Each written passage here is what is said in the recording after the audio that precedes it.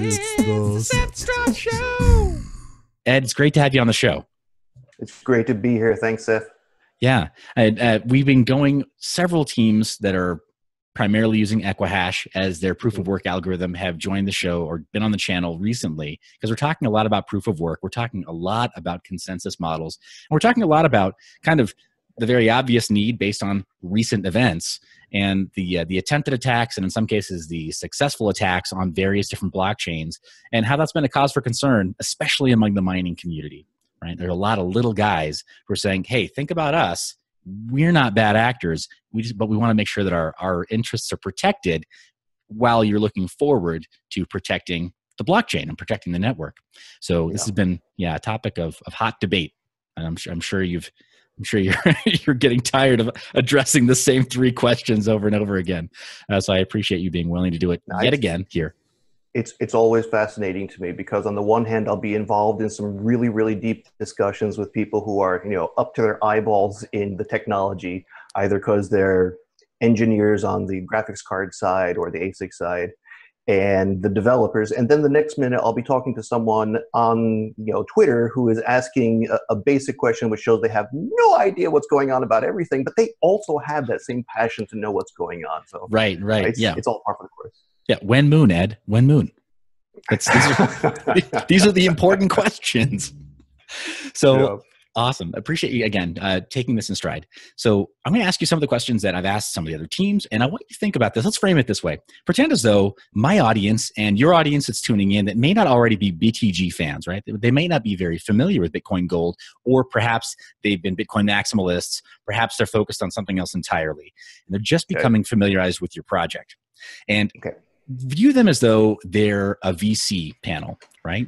So they want to like you. They really do. They want to give you a chance, but they have some skepticism and they just need to know a few things and they need to really understand that the project has legs and a future and a good team. So through that lens, let's sort of look at the next few questions. When Bitcoin Gold forked, because it's a fork of Bitcoin, what was the major problem? What did the team want to solve? The team wanted to use the proof of work algorithm to address the question of the decentralization of mining. The first person involved in the project, Jack Liao, he's online as a Lightning ASIC. He was very interested in the fact that there's such a consolidation of power because of the mining side of things. Various people have estimated 70, 80, 90% of the hash power controlled by just a small number of entities in China.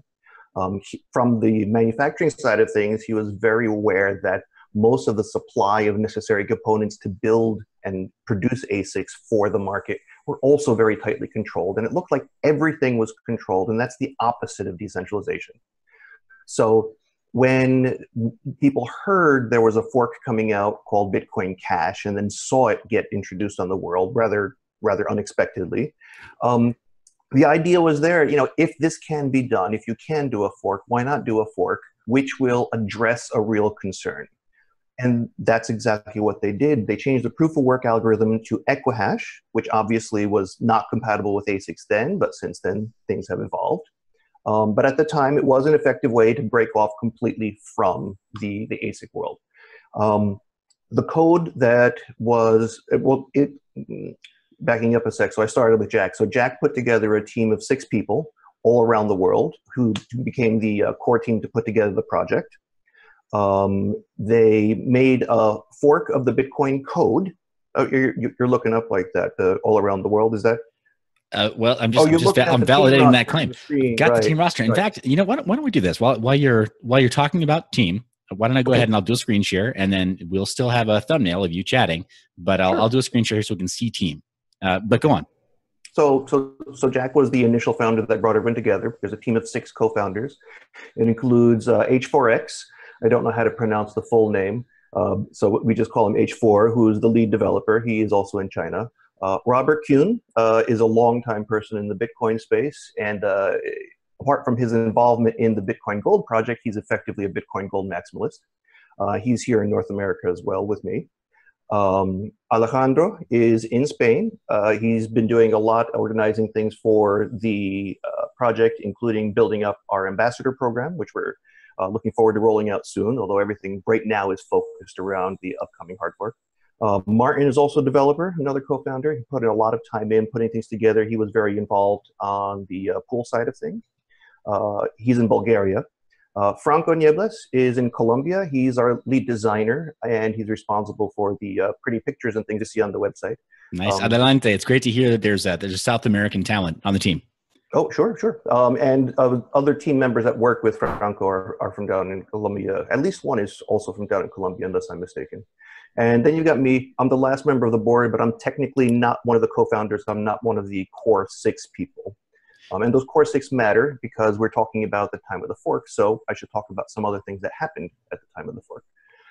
You want me to talk a little more about any of these people, or should we just go on and talk about how the Bitcoin Gold project started in October and November of last year? Let's talk about how it started in October, November. Let's come back to team possibly later on, and just as it relates to some of the other questions we have later on in the interview. But by all means, the central question is, why a fork? What problem does it solve? And you mentioned already decentralization.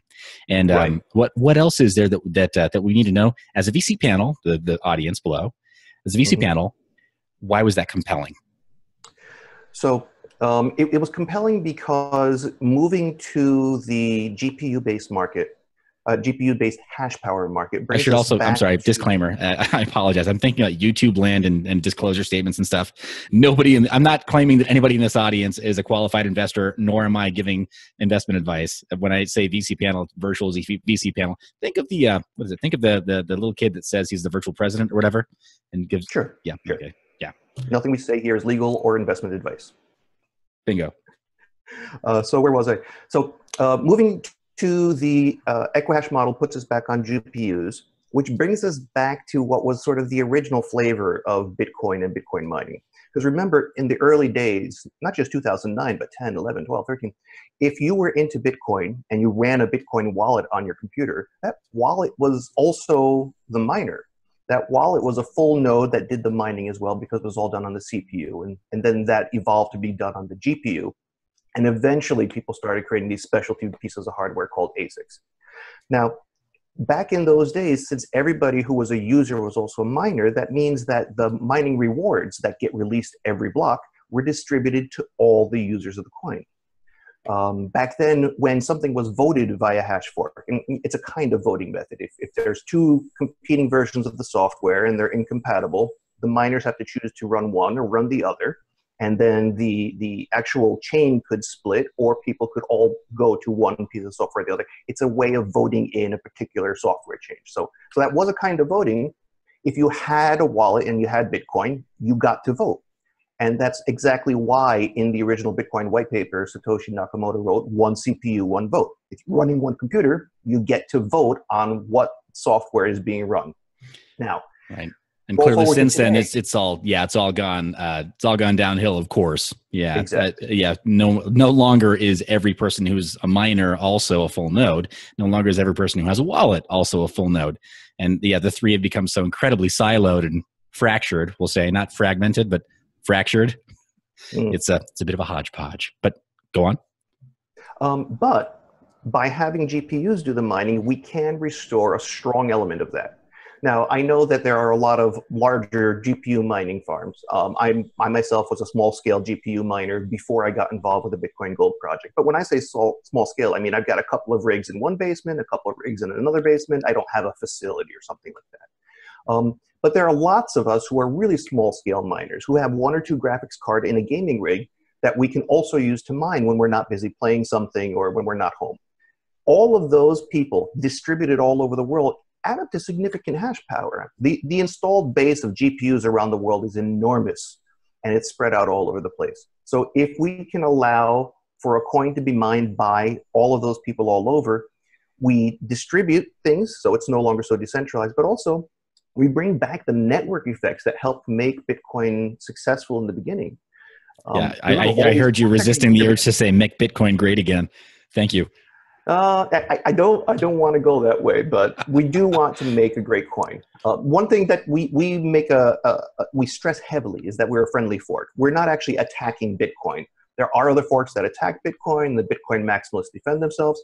Quite honestly, we're just offering an alternative to Bitcoin, one which anyone can get involved in mining. Look at places like in South America, in Argentina, they can't get ASIC miners. Even if they want to get ASIC miners and order them, they don't arrive at their homes. Somehow they get diverted. So right, I mean, and Venezuela is there's very much active intervention on the part of the military now with GPUs as well. Yeah, I misspoke. I meant to say Venezuela, and I accidentally said Argentina. I apologize to the Argentinians. But yes, so there are places in the world, places in South America, places in Africa, where it's difficult to get one even if you have the funds. But if you don't have the funds for an ASIC miner, you can't spend a couple $1,000s for something that'll come in a month or two. You can't get involved at all. I mean, it's an enormous risk to spend that kind of money if you're a relatively, less affluent person, not from a highly developed nation like you and I are. So the fact that you could start mining with just the GPU makes a huge difference. It lets a whole new class of people get involved in the mining side of cryptocurrencies. They can run full nodes, so they could be a real validator. They could run their own tiny mining enterprise if they want to. And there's no, if we're mining on GPUs, there's nobody who can be denied the ability to come in and express a vote, to do a little bit of mining. Yeah, absolutely They're agreed. not blocked out. Yeah, absolutely agreed. Let's talk about that really briefly. You mentioned the possibility of somebody being able to run a full node. With Bitcoin Gold, what does that really look like? I know with Ethereum, for example, to give some counterpoint here, you'd have to download a terabyte of blockchain, over a terabyte, in order to run a full node. Now, it's not unapproachable. Again, in any reasonably developed nation, you have access to 5 terabyte hard drive. It's $100 when they're running a special at a big box store. But still, it is kind of onerous to have to download a terabyte blockchain. So what does that look like for Bitcoin Gold today? And what does that mean moving forward? It's under 200 megs of blockchain. I haven't looked at the exact size of it lately. It's probably somewhere around 165, 170 megs. You have to remember, when we forked from Bitcoin, we did a full fork of the Bitcoin code, which we did after SegWit. So our code includes the entire SegWit base. Okay. We did a full fork copy of the blockchain going back to 2009. So at the time, the blockchain was 145 or 150 megs. We started with a blockchain of 145 or 150 megs, including all the transactions going back to then. And the last thing we did was stand up a completely new hashing network. So that's the one thing that we didn't fork off of Bitcoin. So that means that when we started up, there was no contention as far as which way the miners go, because all those miners stayed put. Our miners were all new. There was no chance of an actual coin split, a chain split. It was just standing up a new coin using the code and the blockchain copied from Bitcoin. Awesome. Okay, so it sounds like then it's very much approachable today, because the number of blocks that you forked from Bitcoin was not already onerous in terms of hosting your own node, and at this point it hasn't overgrown to become onerous. So it begs the question then: forking after SegWit, is there any kind of a plan for rebase, or do you see there being a need for rebase? Recently spoke to another project that forked from Bitcoin, rather did a fork merge. They call it a spork. Heaven help us. I mean, everything has to have a name, I guess. The Germans are very good about that. Everything does have a name in German. Maybe a spork is right. I don't know. But let me stop the screen share there. Let's get back to face-to-face here. But as far as there being any kind of functionality that Bitcoin currently is looking to integrate, the future possibility of there being dApps, right? What is it, Loom? No, Loom is for Ethereum, isn't it? No, Loom is. Oh my gosh, I'm going to totally misspeak here. But future functionality from Bitcoin, is there the possibility for rebase? Ignorant when you get into Loom. Okay, awesome. All right, so I don't have to admit ignorance alone. Okay, we're in this together. But as far as there being future functionality in Bitcoin, the Bitcoin code base, is there any kind of possibility of there being a rebase of Bitcoin Gold? I know several other projects that have forked from Bitcoin have now done a rebase or have a rebase on the roadmap. I'll be completely honest. I haven't heard any discussion about a rebase from our devs, so I have nothing to offer there. Okay, so today, no. Today, nothing. All right, fair enough. And I appreciate you just hey, shooting straight. So yeah, that's also, in not just our code, but also our decisions, our philosophy, we're staying very, very true to the Bitcoin sort of mentality, the Bitcoin philosophy. So it may make sense for us to stay close for an extended period of time. that is what I would personally prefer. Okay, awesome. Well, it's good to know that you've got the ear of the core 6 co-founders, Mm-hmm. and that so awesome. It sounds then like you very much do want to encourage miners and wallet holders to download a full node and to get back to at least one wallet, one vote. Mm-hmm. Okay. Well, there's other sort of ways of voting within the space. I mean, there are wallets, so then we could implement we could flag things. We could have people indicate their preferences. People can all vote by choosing to mine this coin or that coin. You could also vote with your dollars on the exchanges by investing your money into this coin versus that coin. You can vote with utilization. Are merchants accepting altcoins? If they're accepting altcoins, which one will you use? So there are multiple ways for people to vote their intent.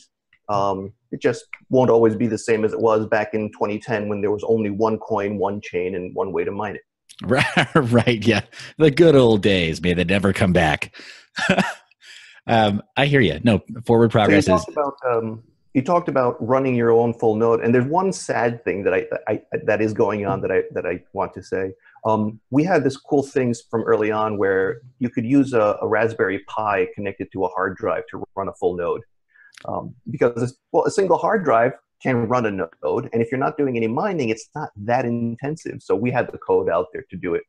And it looks like it won't be able to work after the upcoming hard fork to the new Equihash, because validating the signatures with the new Equihash is too intense for the Raspberry Pi to handle. It doesn't have enough memory to do it.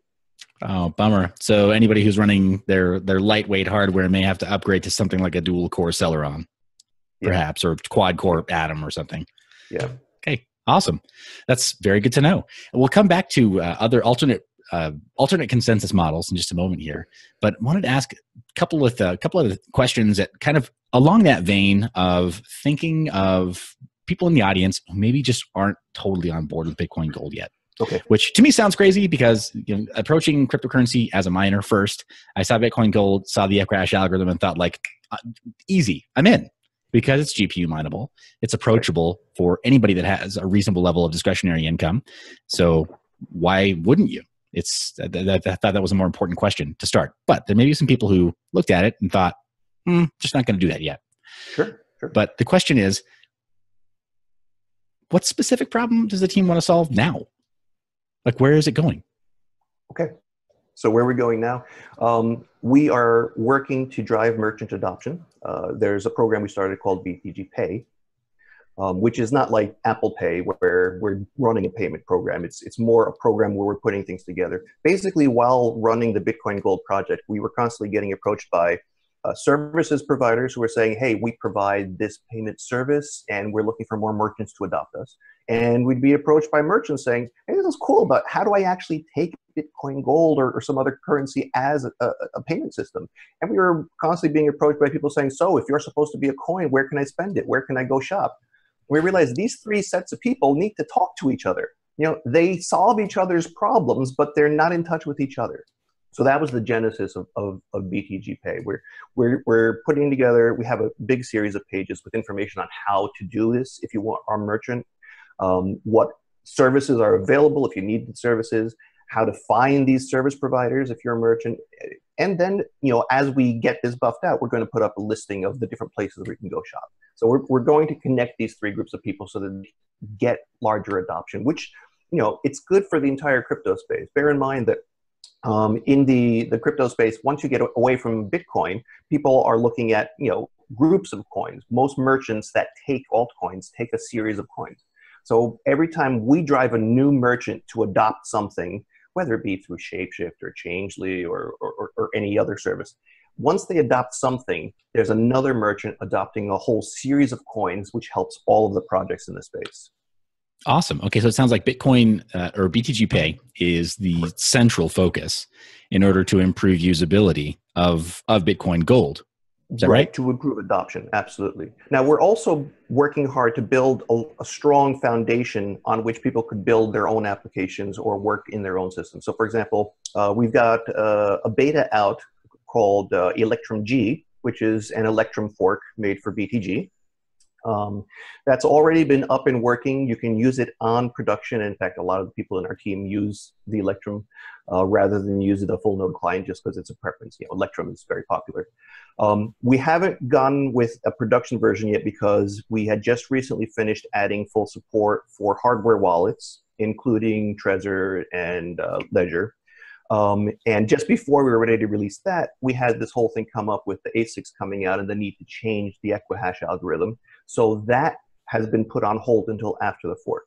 Got it. Yeah, that's a fire that erupted and just spread like a wildfire. Actually, it absolutely took over the forest of all things Equihash. Right. So let's talk about that really briefly. And I apologize for cutting you off there, but ASIC resistance, or air quotes ASIC resistance. We'll jump back to team in just a moment here, but sure. To what extent is that a group conversation within the BTG team? To what extent is that an open conversation with the BTG community? Now, when you say a conversation, you mean the concept of whether or not we should stay ASIC resistant, or the concept of how we should implement it right now? Yes. Because there's no conversation at all within the team or within our community as far as we can tell. We absolutely want to stay ASIC resistant. There are other projects, including probably most famously Zcash. When the news of these ASICs came out, there was a lot of discussion, concerns, a little bit of strife about whether or not they would move to be ASIC resistance or just adopt the new world of ASICs. Well, as a person who kept his finger on the pulse of that particular conversation, I'll just add to that a lot of the strife came from some inner politics and some concern that there were parties from the core leadership team of Zcash that had colluded with Bitmain to allow it to happen, or to at least not prevent it when the earliest rumors came out and they were alerted. And they had like 3 months to do something about it and said, oh, no, that's not a problem. Okay. Well, so, I'm going to refrain from commenting directly on that. Of course. And I'm not going to name names either. I'm just saying that, like, when we're talking about there being strife. Yeah. All I can say is there was absolutely no advanced knowledge on our side from Bitmain. We did hear rumors, as everyone else did. And there was absolutely no doubt. I mean, if our premise is we're a version of Bitcoin which is free of ASICs, we're going to stay ASIC resistant as much as we can. Awesome. As far as the technical decision on how to do it, we kept that very much with the core developers on our team at this point.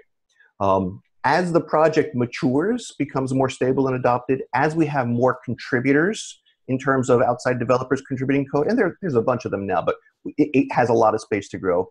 And as we develop better on-chain systems to sort of do this sort of decision-making, we'll expand those decisions. But as every project has to be, in the very beginning, there's a fair amount of centralization in terms of the control on the part of the people who brought the project to life.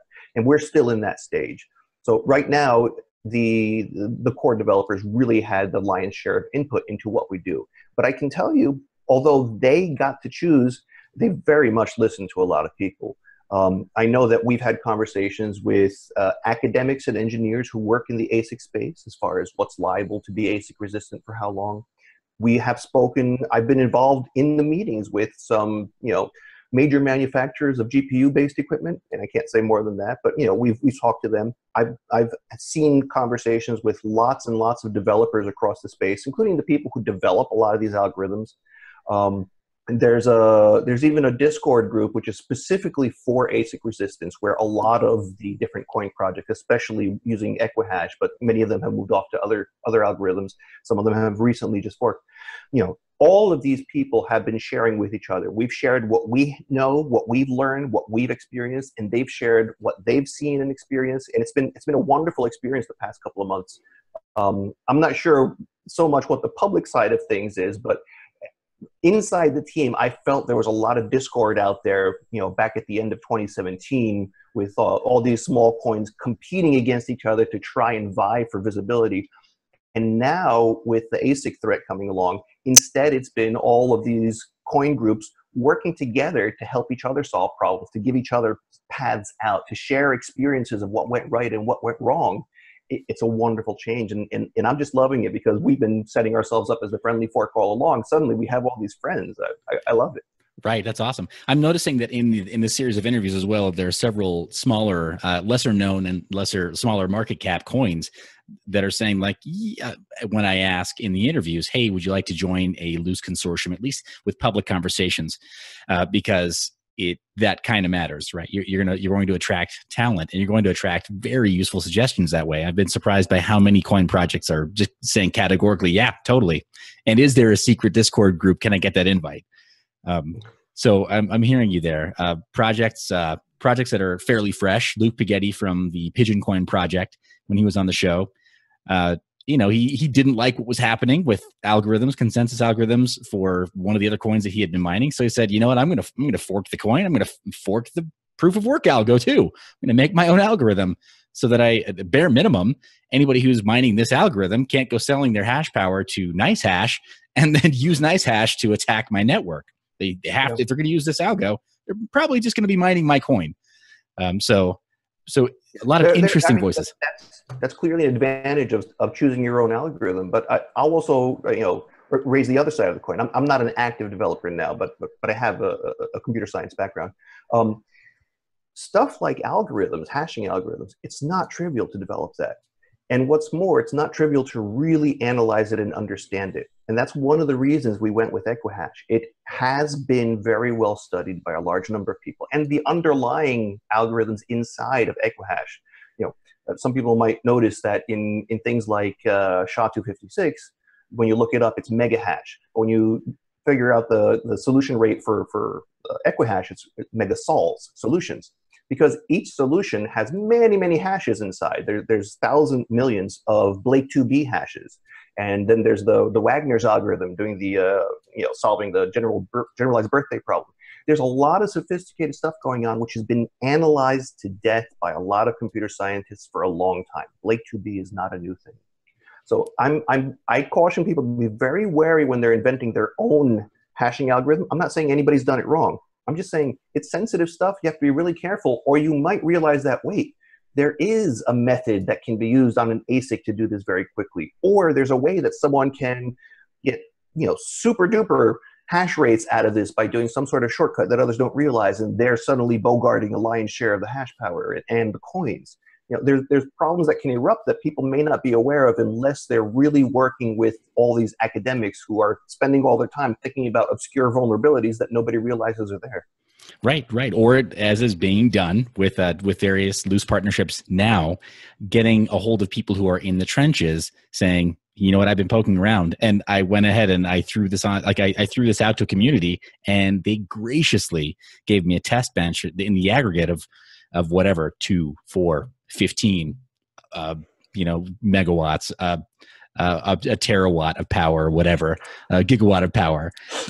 And so yeah, definitely. I think that being able to get that kind of very intelligent community to talk to each other is so valuable right now.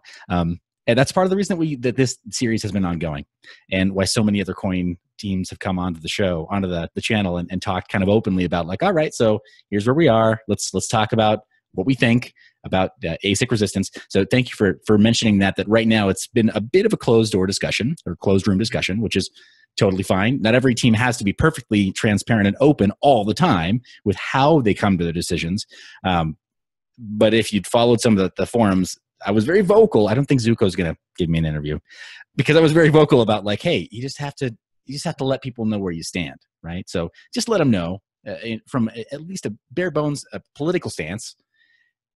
We want to allow ASICs, or we don't want to allow ASICs. And I think I applauded Bitcoin Gold early on in previous videos, and even on Twitter, for being one of the first to have a public stance and just say categorically, no, we do not accept this as being a decentralized mining effort. So that's awesome. What's funny? I wrote the piece that we put out as the statement, but when we were asking ourselves, do we need to write this down? We really didn't feel like we needed to. The reason we're a fork of Bitcoin is to provide a version of Bitcoin off ASIC. Of course we're going to stay ASIC resistant. But it needs to be said. People need to see that somebody is making that statement. So thank you for lauding us for being among the first to say it. but I have to say it was like a non-decision for us. You know, it was easy for us to come out first. Sure, a matter of course. Yeah, a cultural precedent that was set from day one. That's awesome. Again, I'm just super proud of the statement you guys made. The thought leadership during those times really matters, right? Crisis management is kind of what people see. And remember, 5 years from now, 10 years from now, people, when they look back at the Bitcoin Gold project, hopefully remember switch tracks like that. Sort of like, hey, there was this time when ASICs sort of reared their ugly heads again. I mean, it didn't take long. When ASICs sort of reared their ugly head again, and then Bitcoin Gold said, hey, we straight out of the gate said we were going to do this. So, come hell or high water, we're going to find a way to maintain ASIC resistance. So that's awesome. Let me ask really briefly, as far as proof of work in general. Okay. And you mentioned that right now, this is not the official statement, right, from Bitcoin Gold or whatever, but proof of work in general. Let's kind of go off script here. Let's get away from just like, being a spokesperson for Bitcoin Gold. Proof of work in general. Where is it headed? Where's all this going? I mean, we're validating complex cryptography problems and puzzles. So I'll just simplify the concept, right? The high level concept. I know, right? But we're validating cryptography, which has a value. It does. It has inherent value. But the act itself of increasing difficulty to the point that we need, in the aggregate, the most powerful cluster of supercomputers ever made in the known universe to do it is inherently pointless, in my view. Where is this all headed? Well, I'll say that, we're not creating a system which requires a higher difficulty. Remember, the difficulty only changes in response to changes in how fast blocks are coming. So if more people if the goal of each blockchain is to increase adoption, then of a necessity, as new blocks are mined, difficulty goes up. I mean, it's sort of yeah. So that's not actually accurate. Okay. The proof of this right now is 2 days ago, we launched the testnet on the new Equihash algorithm, and it's running with 10-minute blocks. And every time somebody new turns on a graphics card, and the thing jumps from 30 solutions to 60 solutions, suddenly the blocks come in at 5 minutes. So the difficulty goes up, so the blocks come back to 10 minutes. But if there aren't new people getting involved in mining with larger and larger amounts of power, then the difficulty doesn't go up. The difficulty stays the same if the blocks are coming every 10 minutes. But we know that the mining community is growing. So it seems like, but there has been a de facto increase in difficulty. The trajectory has been up. I agree. You're saying, this is the trajectory we've seen. There's been more hash power thrown at Bitcoin and all the other coins consistently. Mm-hmm. And historically, there's never been, AMD and NVIDIA have never had better years, period. They've never. Recent news on NVIDIA that maybe it's not quite as great as you think. Well, for sure. Right. Yes, well, machine learning is also taking off, and there's public cloud, GCP, AWS, Azure. Everybody's offering public cloud with GPU compute that's making its way into development of all kinds of machine learning and AI applications. Yes, and so here you're getting to something really interesting. So someone did a calculation recently. If you look at all the compute that Google has that can be rented out to do that sort of computing, and see whether you can use it to do the kind of hash power attacks we saw recently on the 51% attacks. The answer is Google doesn't have enough to attack Bitcoin Gold. The amount of computing that's distributed out there is already more than Google has. But that stuff is out there. And the price on the hash power that you're getting in these compute clouds is still a bit high compared to what you can effectively make with your GPUs running mining a coin. But it's coming. But you said the key thing. These things are being used for AI research. They're being used for neural nets. They're being used, the new NVIDIA stuff is being put into cars to manage the self-driving cars. These technologies, these chips, this kind of processing power is being used for lots of things other than just doing cryptography, which, right. And in some cases, in some cases, even the architectural differences to make them unsuitable for mining. I get it. I mean, when you're putting tensor cores onto a new GPU, you're not really doing that for the purpose of mining. You're doing that precisely because you have a very specific application that you have in mind. Although at some point someone might come up with an algorithm that really requires those tensor cores to be efficient as a way to make sure their algorithm only runs on tensors. Right. There's a developer in the audience right now. It's like, oh yeah, hold my beer. Yep. There's a whole spectrum of things you can do to try and make something ASIC resistance. Equihash, of course, was based on the idea of making it memory hard. It requires a lot of memory. And then there's the idea of requiring a lot of memory bandwidth, and then relying on the fact that there's a latency involved in there. And then there's well, nobody's really worked too hard on the computing side of things. Instead of memory hard or latency hard or bandwidth hard, make it gate hard. Design it to be difficult because of the gates changing. And there's people taking steps in those directions. There are algorithms which are constantly changing themselves based on the previous hash. There's some interesting work in that area. Right. There's still there's a lot to be developed. There are developers out there who they can hand off their beer and get to work and do some really cool stuff right now. Right.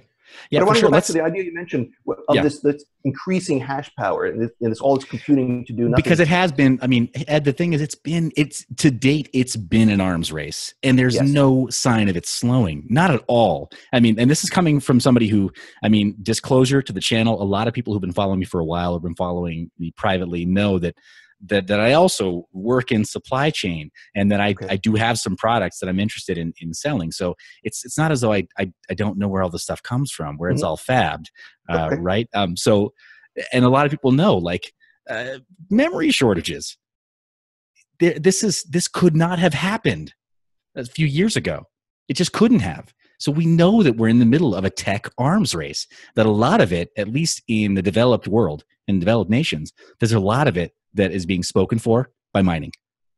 Yeah. No, I'm not denying that. My point is that we're in a short-term blip.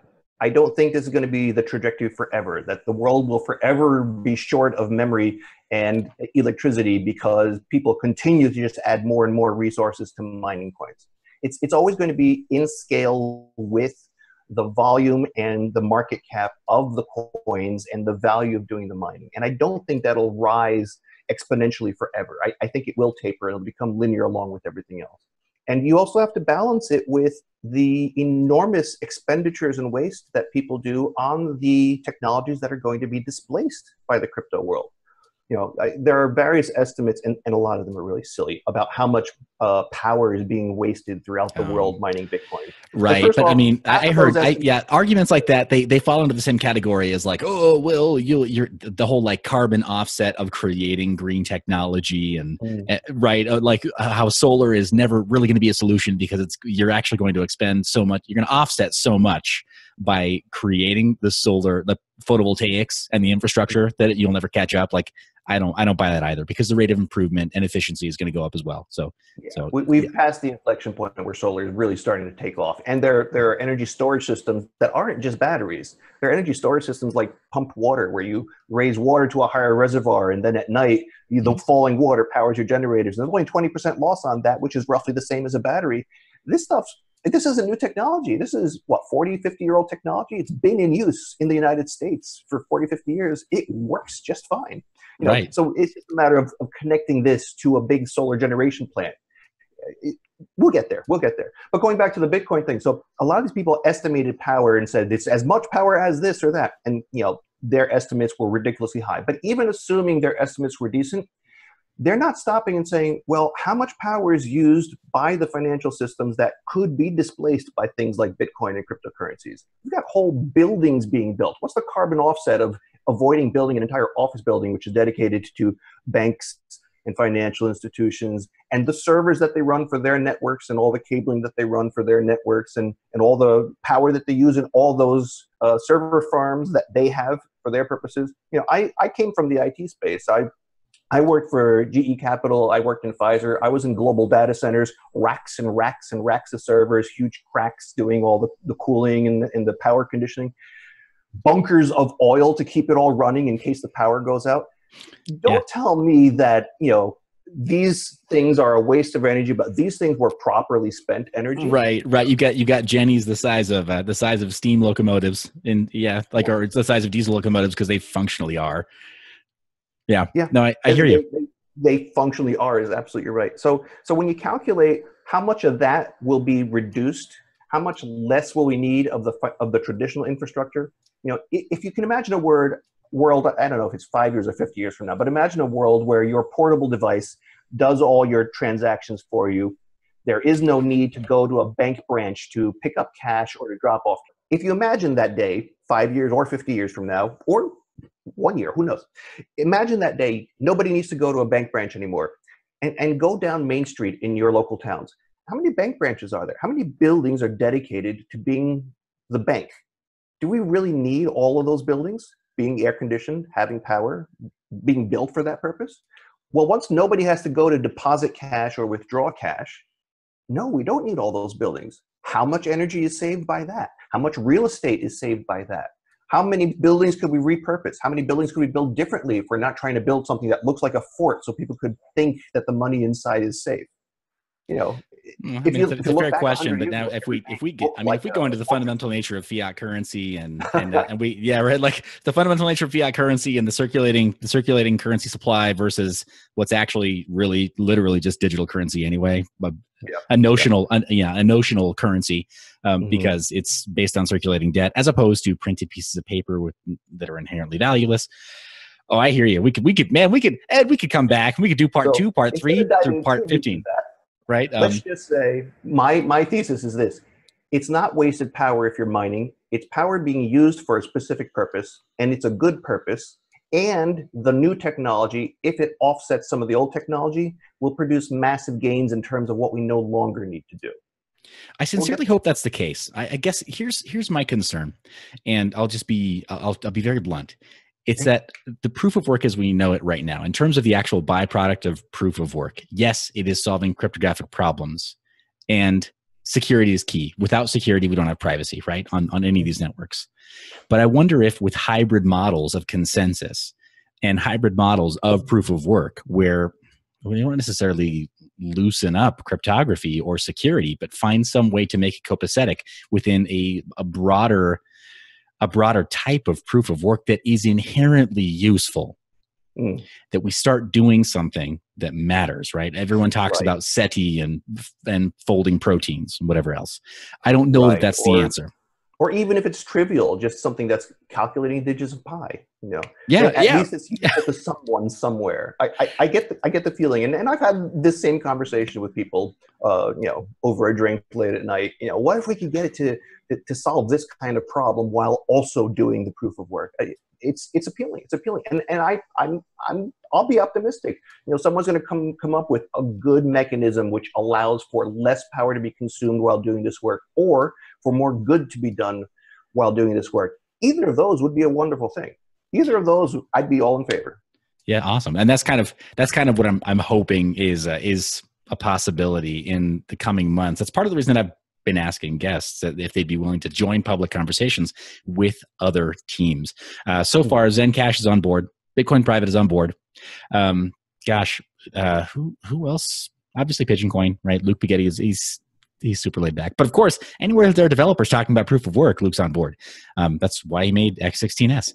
But there are so many coin projects on board so far talking about let's just talk open. The Loki project, for example, who forked from Monero and Dash, or merged Monero and Dash.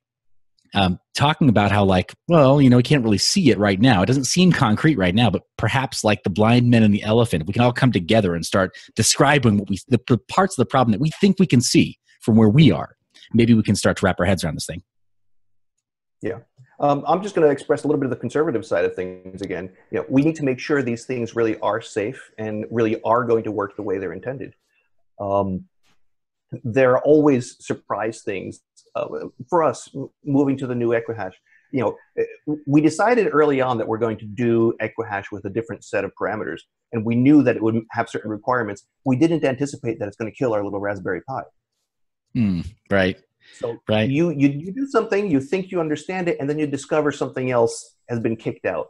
There's always a lot of considerations, and there's Equihash 144.5, right? I mean, apparently, if Equihash 144.5 goes through, I struggle not to say his first name because I know it, and I want to just call him his first name. But Blind Run over at Son of a Tech, he interviewed Rob from Zencash, and they mentioned possibly adopting it. But he's been a huge proponent of these GTX 1030 cards, right? But they're ultra lightweight in terms of the onboard memory.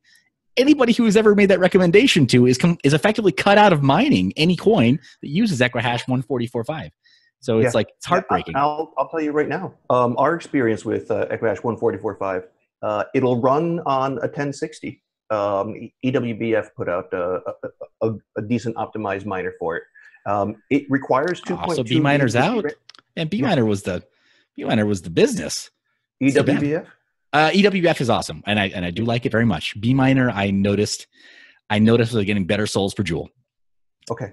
I haven't looked into whether B miner is supporting 144.5. If they do, then I missed that. We'll see. But we've been able to experiment with the EWBF because he already put it out last week. He put it out in time for Bitcoin Z's fork, which was successful. Oh, hey, spoiler alert, guys. Bitcoin Z is on the show tomorrow, and you heard it here first. Say hello for me. So, the miner's out there. A 1066 with 3 gig under Linux mines it fine. A 1060 under, did I say 1066? A 1060 under Linux works fine. A 1060 on Windows, depending on the version of Windows you have and which miner you're running, it won't load because Windows puts the overhead on the card. 2.2 gigs of RAM isn't enough. So your 3 gig 1060 may not be able to mine this under Windows. Wow. Now, some people succeed by firing under Windows 7, running it headless, this, that, the other thing. Sure. But a lot of people are just saying 3 gigs, you're not going to run this miner. Now, we have a miner implementation, which is based on an open source thing. We got it up and running. It will run on Windows if you close all the actual Chrome tabs even. You close everything to free up some memory, the thing will run. Wow. But the hash rate is nowhere near what we're getting out of EWBF's miner, so nobody's going to do that. Honestly, we hate the fact that some miners are going to get kicked out of the space, but it's unfortunate, but it's going to happen because we do need to do this to kick all the ASICs out of the space. Right. If you're going to draw the line in the sand against ASICs, bummer. Okay, well, hey, at least it's out there. I mean, I'm sure you've already gone on record with some other shows, with some other, and in some other forums. So I appreciate you delivering the bad news here as well. So what is the algorithm that Bitcoin Gold is going with? We decided that we're going to try to stay with Equihash early on, and we were eyeing 144.5, and we did end up going with the 145 parameters of Equihash. So it's 145? It's not 144.5? 144,5. Okay. So the N is 144, the K is 5. Okay. It's a well-known mix. In fact, it's the set of parameters Zcash intended to use when they were first developing it. They ended up switching to 209 because they were having difficulty getting 144.5 to run fast enough for their blockchain in their test dev blockchain. So when they had a limited number of miners, I think they were getting something like 50 seconds per solution. And if you're trying to run a 2.5-minute block time, that's just not good enough. And they were able to get a solution for the 200,9 parameters to work much faster than that. They went and used that for testing. But, even at that early stage, there was an analysis done by Solar Designer, which you could find online. It was clear that 144,5 was the better set of parameters to use in terms of being ASIC resistant. It uses a lot more memory, and it is going to be more demanding of the memory bus. So it's naturally going to be a better stopper. But even knowing that we're likely to stay that direction, with our coin, we would like to minimize the differences. So we were hoping to stay with a version of Equihash. Even knowing that, we did hold out until we knew more about the Z9. Because there's that lingering fear, well, what did they do? Is it an ASIC? Does it have an on-chip solver? Or did they do something more complex and, something where they throw on a whole lot of NVRAM and they'll be able to do this too? Maybe we have to shift and do something else instead. Right. So certainly the X11 miners that are out there they're FPGAs. I want to say they're based on FPGAs. So that would be it seems like that could be a strong threat if it were architected similarly. Right. And that's one of the arguments against the sort of 11 different algorithms or 16 versus algorithms approach. You're demanding ASICs for 16 different algorithms, but you can put those together. It's just sort of extending the arms race. We add another couple algorithms, they add another couple of sections on the chip, we add a couple of, there's always going to be a back and forth. That's what that one turns into. So in our case, we were very happy when we saw the early pictures of some of the teardowns of those Z9s that showed up early. You know, we were all expecting end of June, but instead, at the beginning of June, we saw some of these Z9s getting delivered. And of course, some of these early people were quickly taking them apart and taking some pictures and pulling off some heat sinks to get better pictures. And it became obvious that they just don't have the kind and amount of memory that would be necessary to do 144.5. And it doesn't look like there's some stellar new technology. The ASIC, the engineers that we spoke to, the academics who really looked into where the efficiency can be eked out, they don't see how using current technology you can get something that's going to mine 145, which is going to be massively more efficient than a graphics card. You know, you can make something more efficient, but it's not going to be many, many, many times more efficient. And it's not likely to be cost effective to put in the time, money, and energy to create them, to manufacture them. And then when you finally sell them, you're not going to be selling them at a huge price advantage. I mean, that's one of the big things that, you know, not everyone realizes about ASICs. If you make an ASIC that costs you $1,000 to make, you don't consider selling it for $1,000 plus a 25% margin or 50% margin.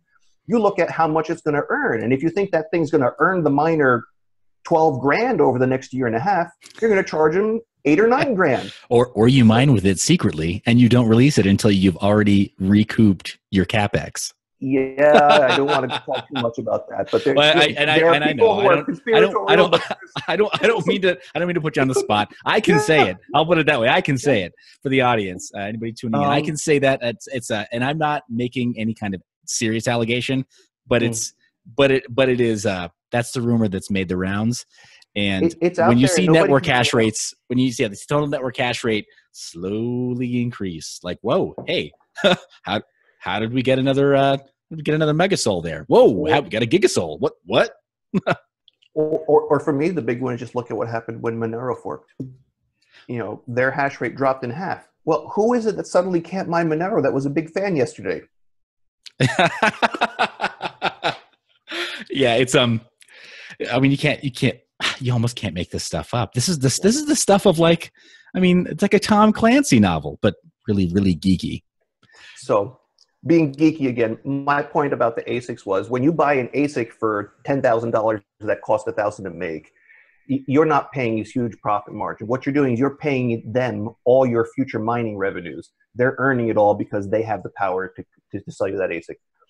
If you make an ASIC that's really good with Equihash 144.5 and can outcompete a graphics card, it's going to outcompete it by a small enough margin that you're not giving up a ton of money to that ASIC manufacturer. So it's not going to be as appealing. They don't want to make an ASIC that they could sell for cost plus 20%. They want to make an ASIC that they could sell for cost plus 600%, 1,000%. Oh yeah, no, capitalism 101 for sure. Yeah, yeah, never settle for a 25% margin when you can do better. Awesome. Yeah, and I think for most of the people who are tuning into this particular interview, they're going to fall into the camp, very firmly into the camp of GPU miners, where they're already sort of convinced that if they're going to sink costs into mining, a GPU just makes much more sense in terms of flexibility, right? They're not going to have their hands tied when they feel like, for whatever reason, right, they feel like, okay, there's another project that I'm interested in, and while I've been a staunch supporter of this project over here, I can go where the profitability takes me. I don't have to literally change out hardware platforms. I just point a new miner at it. I get new software. If you wanted to, and I actually know people who do this, you could have a mining farm, but also switch it to doing other kinds of computation. You could run computation clusters. It's a little more complex to set up, but I actually do know people who do this. Hey, you know, I would love that. When I'm not using it for this other thing. Right. I would love to talk to you about that after the live stream. And if it's not a conflict of interest, post some info so that miners can learn about how to become computational guns for hire. Because I think at the core of what miners do, that's to go. Oh, I'm sorry? That would be an interesting place to go, yeah.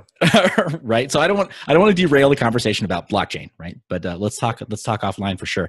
I know that there are several other voices in this space. There are some projects in the crypto space. Render Token comes to mind. Golem comes to mind. SonM comes to mind, right? Where they're attempting to introduce some other uses into their proof of work for their tokens. I don't know that they've got it all figured out either, right? To your point before about like useful proof of work. Well, use is in the eye of the user, right? Yeah, yeah. So it's perception largely. I have a great friend that I've known since college who's a professional mathematician, and what's useful for him is very different than what's useful for me. Surely, if yeah. there He were heard my somebody comment about cryptography. He's like, Seth, you're insane. Yeah. Yeah. Well, no, this guy's got really insane ideas. He calculated how to get an edge in bingo because of the way the bingo card is laid out. Okay, well, that So is he really useful, goes actually. down the rabbit hole with these weird things and actually finds mathematical proof behind it. He's got some conjectures. He came up with a name for them, but this set of questions which he'd love to see answered, which have no practical value whatsoever, but would be fascinating to mathematicians. Stuff has value to him that I don't think anyone's ever going to spend money on intentionally. Awesome. Like more digits of pi. Nobody needs more digits of pi. How many millions have been calculated? Right. No, you make a very fair point there. But at the same time, we talk about other kinds of useful applications of IT, right? And useful applications of IT towards, for example, rendering complex scenes where we're in such a media consumer centric society, right? And that also, it shows no signs of slowing. We're on this boat with Willy Wonka, headed towards more on Netflix and headed towards more massive online player games, massively multiplayer online games. Yes, exactly. And headed towards all of this new media, right? That's crossover, right? So, and so it seems crazy, but the arms race is happening in the consumer space too. So I think where maybe Render Token has it right and Golem and these other projects, maybe where they have it right is with a little bit of an emphasis on alternate applications that do serve a huge population. I don't know. And I'm not going to say we have anything against that. Frankly, I think we're approaching, if you're familiar with the concept of the singularity, there's a point where Kurzweil is overly optimistic, but go on. Overly optimistic, but that concept is valid. The idea that if the technology gets advanced enough, it's so different in terms of what it's capable of from what we know today that we can't tell what's going to happen next. We can't tell what's going to take off. And, that's been happening in the tech space. None of us would have predicted some of the things that we see today if we were looking at it back in the year 2000. And there are other things that we did predict and expected, which didn't happen yet. It's hard to see that far ahead, never mind with these really, really new technology, like this huge amounts of computing power that we have in our homes for these mining rigs. What are we going to use them for next?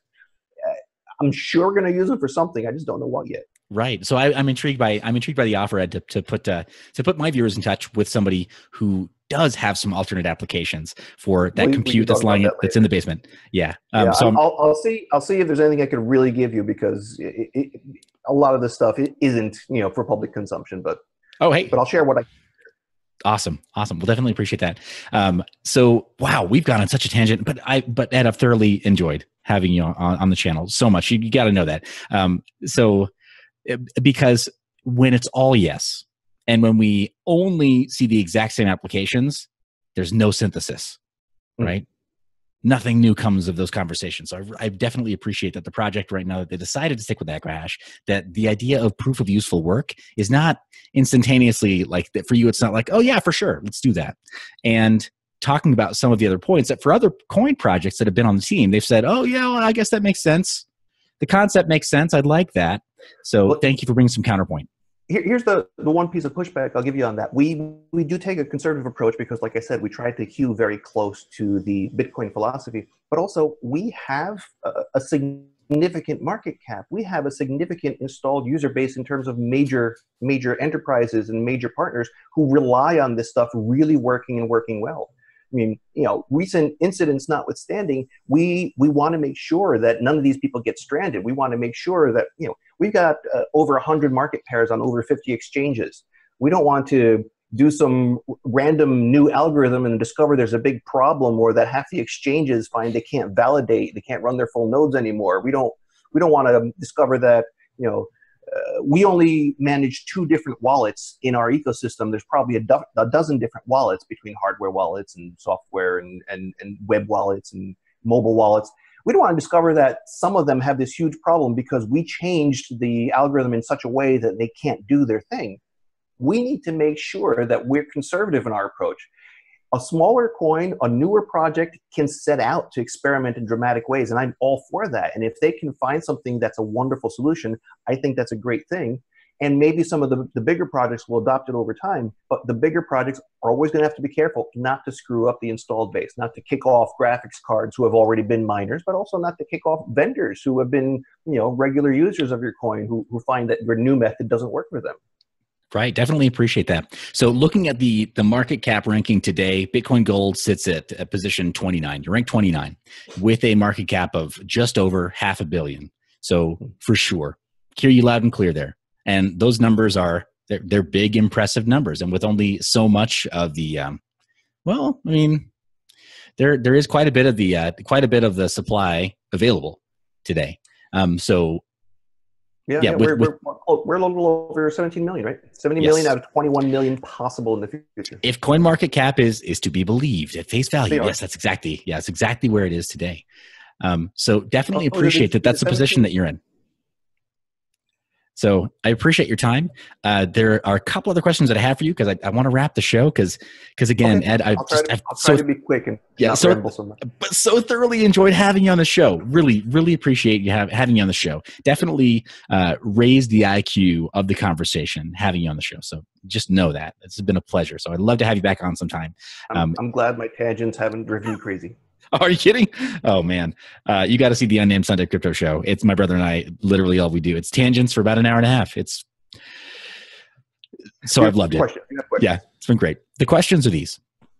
So as far as what, if you can speak for the core co-founders, the core six, what do you think that they want Bitcoin Gold, the fork and the founding of Bitcoin Gold to be remembered for in 5 or 10 years, a little farther down the line, right? Crypto is still relatively new. We can look back 10 years now and say like, oh, Satoshi Nakamoto wanted this. At least we think that's what Satoshi Nakamoto wanted. We don't actually know, right? I mean, yeah, who or what Satoshi Nakamoto is. May well be the NSA, for all we know. But we can look back at the white paper and the track record and say, hey, this is Bitcoin. Cool. And Bitcoin was the front runner. Took a lot of bullets, took a lot of hate, a lot of scrutiny. And people have wanted to make changes, but here it is still. What do you think that the core team wants to be remembered for or wants the project to be remembered for 5 to 10 years from now? I think it goes back to the description I gave you of the original intent behind making Bitcoin Gold. They would want, I think, it to be remembered 5 years from now as a Bitcoin alternative that did break away from ASICs and established a new, useful, widely adopted coin with real value, which served the same kinds of purposes you'd expect for Bitcoin. Or alternately, and some people may hate me for this, I know a lot of them think maybe it will turn out that we led the ground, we led the way for something like a Bitcoin fork done by the Bitcoin community to get away from ASICs. If nothing else, we've shown them that you can run a Bitcoin-like coin without having to use ASICs. It is not impossible to do. Now, do I think that's going to happen? Do I think they're going to say, hey, look, they did it and they didn't die? Well, we can do it. I don't think that's likely, but it's now possible. They can't say this is just inconceivable. No, it's been done. I think more likely we'll be sticking around for a long time. We'll become a high value coin. I know we're working hard now on Lightning Network. We're about to be putting up a preview version of it. We're looking forward to things like cross-chain atomic swaps, and we have LND up and running in our test environment. We hope to do our implementation of C Lightning and be interacting with Bitcoin, with Litecoin. I think that's the direction technology is going. Level 2 technology is going to be huge. Oh yeah. So I think we'll be coexisting in a space with others, but what's going to happen for sure, I don't know. But what do they want to be remembered for? They definitely want to be remembered for being involved in the movement to stop the monopolizing power of a couple of companies, because they control the hardware that underlies all of the bulk of the money in crypto. Awesome. Well, hey Ed, thoroughly appreciate what you are doing on behalf of the team, thoroughly appreciate what the founders have done and the co-founders have done with Bitcoin Gold and with that intent. I think that nobody can argue today that you're not currently viewed as a team with thought leadership in that space. So again, applaud the team for being thought leaders there, being one of the first to speak out against recent trends and recent problems. Again, with the market cap, it speaks for itself. With the current value of the coin, it speaks for itself. So I think you're making a lot of right moves. And to your point, yeah, nobody has a perfect crystal ball, right? We should have had flying cars. So nobody knows for sure what the future holds. Again, thoroughly appreciated having you on the show. One last question, and this is the most important one. When are you going to transfer me the $25,000 in Bitcoin Gold you promised for this interview?